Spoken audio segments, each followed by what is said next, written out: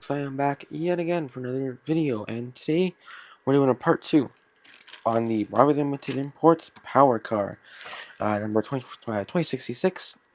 So yeah, I thought I might as well do a part 2 since I got my big boy back, 4014 with the modern PTC antennas, and I have my California Zephyr again here.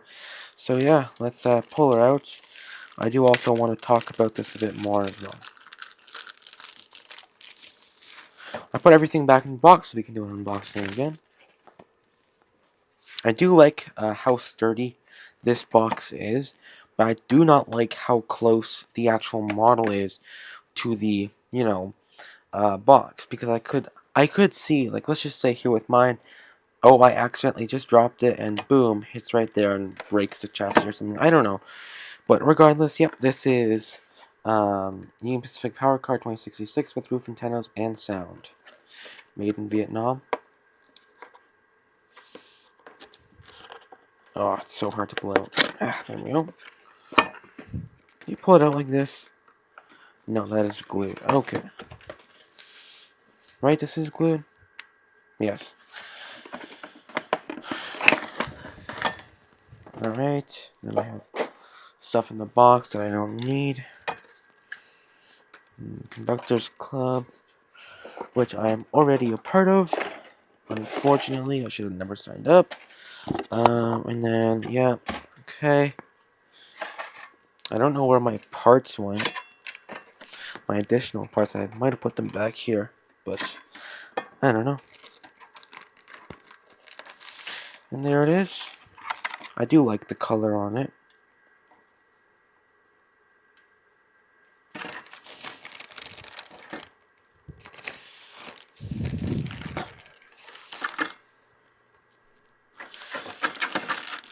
Mine, fortunately, did not come damaged, which is nice. If you want to see a full overview of this car by me, which I'm not sure why you would want to anyways, but if you do want to, there is a part 1 I did on this, so yeah, here it is. I do think for the price of this car, $150 USD, which is around 170 Canadian. I think it's just a bit too much, especially for how low the detail is. These are just molded in here, not even real detail. Molded in, that's it. Of course, the diaphragms are not sprung, and the couplers are insanely toy-like and horrible. And again, the speaker sound quality is meh. The sounds are not recorded from the actual car. I did put this side on. Luckily, I was able to somewhat get it on at least. Not perfectly though, but I was, and I don't know where my other parts went, but that's not BLI's fault. But regardless, yeah, that's the car. There's just too little detail in this, in my opinion. So yeah, if you have one or you're looking to get one, I would say just don't buy it.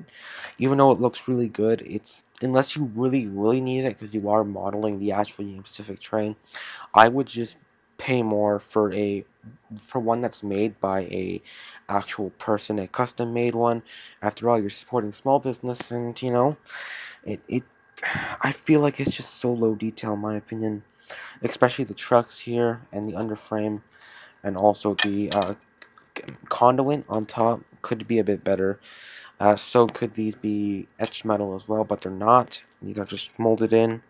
But of course, that's just my opinion. If you like it, you like it. If you want it, you want it. So yeah, without further ado, let's go down to the layout, and let's do a coupler height test. Wow, coupler height test first before we move. I have it back here just in case people thought my last thing was staged. As you can see, the coupler height is very low, worse than before, I will say. Now for the other side here, and as you can see, this one might be a bit better, but as you can see, it is. I think this one might be perfect. Yeah, this one's still a little bit low, but it's close enough to call it good, but still low. So yep, right, folks, I have my power card, my 13 card consist here. So I might as well just point this out. Do y'all see a problem here? No? Okay, well maybe I do. I can't turn the car on because this magnet doesn't work.